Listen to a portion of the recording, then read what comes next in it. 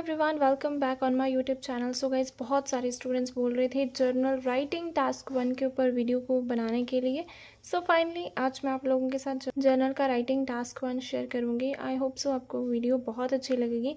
So guys, जितनी importance आप task 2 को देते हो ना, उतनी ही इंपॉर्टेंस आपने टास्क 1 को देनी है, क्योंकि जो आपके बैंड स्कोर राइटिंग में स्कोरिंग किसकी वजह से होते हैं? टास्क 1 की वजह से होते हैं।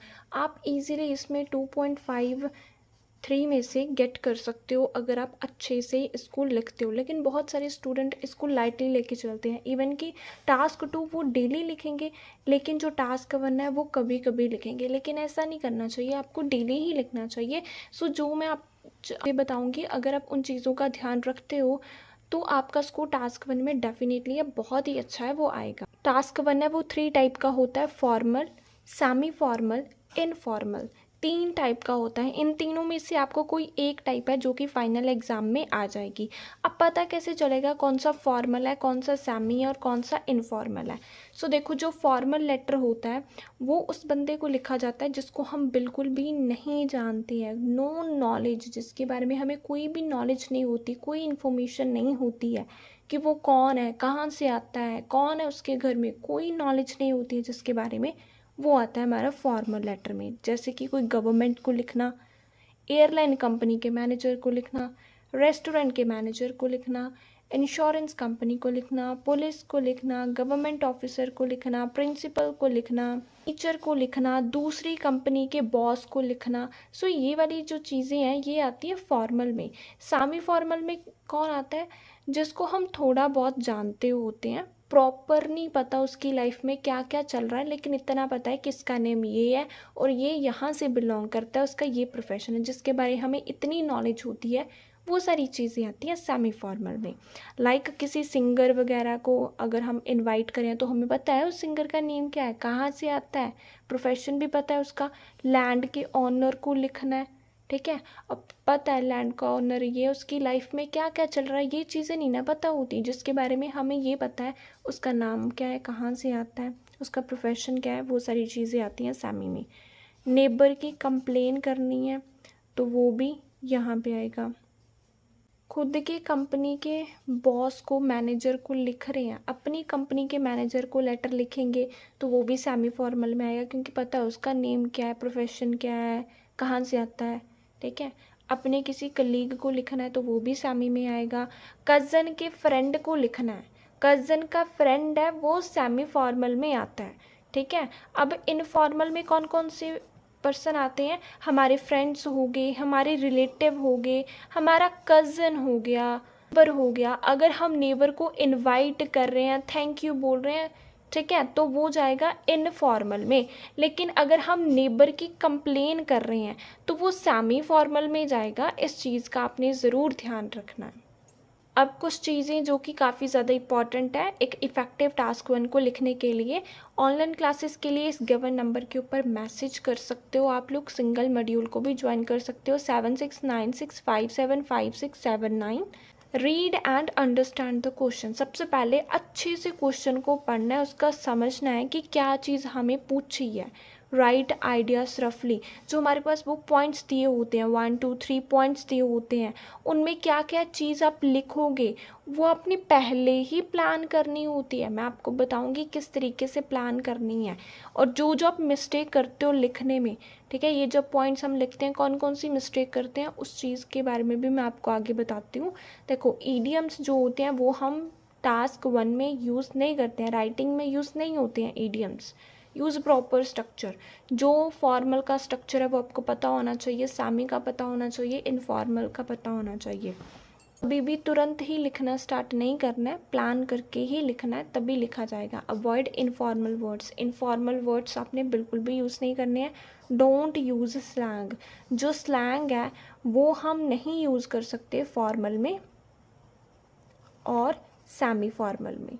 इन दोनों में हम नहीं यूज़ कर सकते स्लैंग, लेकिन हाँ इनफॉर्मल में आप यूज़ कर सकते हो। Never mix points. जैसे 3 पॉइंट्स होते हैं ना, एक हो गया जैसे कि इनवाइट करो अपने फ्रेंड को, फिर थैंक यू बोलो दूसरे में, फिर तीसरे में एडवाइस। अब बच्चे क्या करते हैं, इसमें बहुत बड़ी मिस्टेक हो जाती है।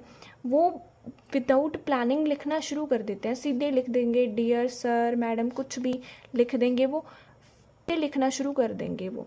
फिर उनको लगता है कि उनकी वर्ड लिमिट कंप्लीट नहीं हुई है, ये सभी पॉइंट्स कवर हो गए लेकिन हमारी वर्ड लिमिट तो कंप्लीट हुई नहीं है।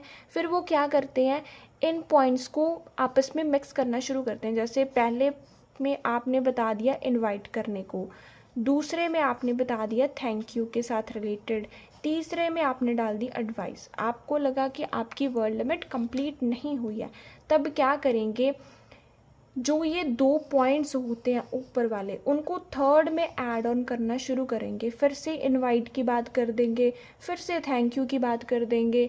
तो उससे क्या होता है, आपका जो स्ट्रक्चर है वो गलत हो जाता है।